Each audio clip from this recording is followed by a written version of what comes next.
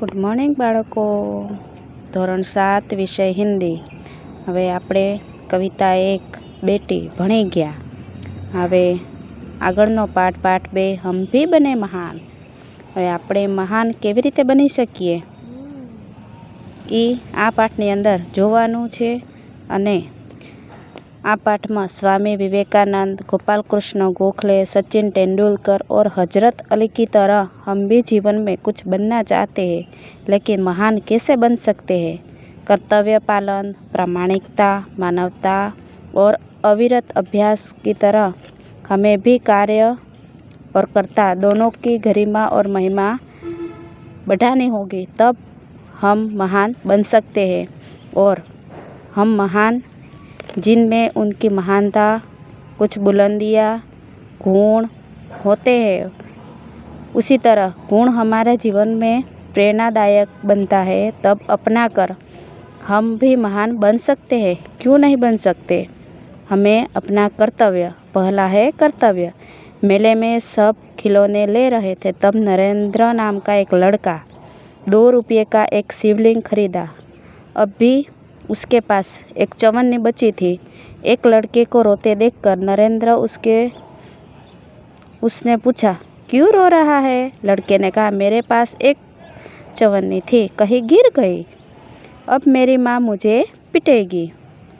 શું કહે છે બાળક કે મારી પાસે એક પૈસા હતા, એ ખોવાઈ ગયા અને મારી માँ મને મારશે।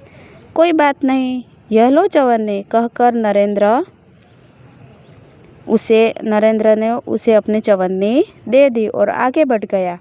अभी नरेंद्र कुछ दूर ही गया था कि सामने से एक मोटर आती दिखाई दी।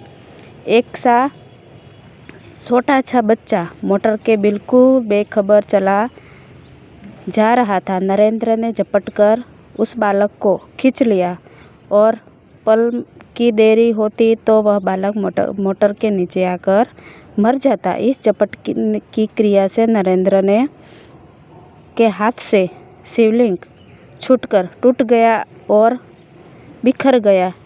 इसके दौरान इकट्ठे हुए लोगों ने किसी ने कहा कि बेचारे का नुकसान हो गया, कितने चाव से खरीदा होगा शिवलिंग। यह सुनते ही नरेंद्र बोला कि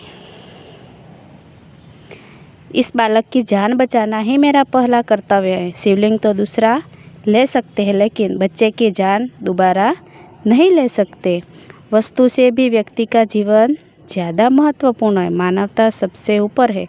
बचपन से ही ऐसे ख्यालात रखने वाले नरेंद्र आगे चलकर क्या बने, स्वामी विवेकानंद के नाम से प्रसिद्ध हुए। नियम सबके लिए एक है। નિયમ બધાના માટે સરખો છે, પછી કેમ મોટા અધિકારી કેમ નથી હોતા, એના માટે પણ નિયમ સરખા જ હોય છે। बात सन 1885 की है। पूना के न्यू इंग्लिश हाई स्कूल में समारोह हो रहा था। प्रमुख द्वार पर एक स्वयंसेवक नियुक्त था। આપણે હાઈ સ્કૂલ હોય કે પ્રાથમિક શાળા હોય એની અંદર એક સ્વયંસેવક રાખીએ। સ્વયંસેવકને નિયમ કહેવામાં આવે કે કોઈ પણ અધિકારી આવે તો જ્યાં સુધી નિમંત્રણ પત્ર હાથમાં ન હોય તો અંદર આવવા દેવું નહીં, એ પ્રમાણે એક સ્વયંસેવક નક્કી કરેલો હતો અને એને નિયમનું કીધેલું કે બધાના માટે નિયમ એક જ છે, जिसे यह कर्तव्य भार दिया जाता था। आने वाले अतिथियों એટલે મહેમાનો નિમંત્રણ પત્ર देखकर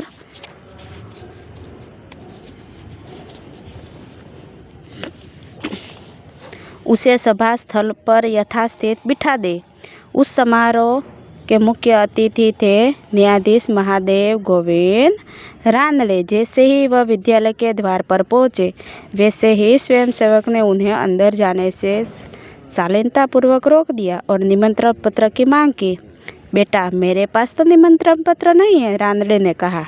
रानड़े क्या कहता है, मेरे पास तो निमंत्रण पत्र नहीं है, क्षमा करें, अब आप अंदर प्रवेश न कर सकेंगे। स्वयंसेवक ने नम्रतापूर्ण उत्तर दिया।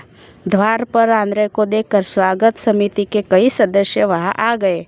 उन्होंने मंच की ओर ले जाने का प्रयत्न किया, पर स्वयंसेवक ने आगे बढ़कर, श्रीमान, मेरे कार्य में यदि स्वागत समिति के सदस्य ही रोक अटकाएंगे तो फिर मैं अपना कर्तव्य कैसे निभा सकूँगा।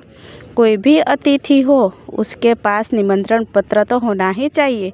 भेदभाव की नीति मुझसे नहीं बढ़ती जाएगी। यह स्वयंसेवक आगे चलकर गोपाल कृष्ण गोखले के नाम से प्रसिद्ध हुआ और देश की बड़ी सेवा की। अब आगे सफलता का रहस्य हम दोबारा मिलेंगे।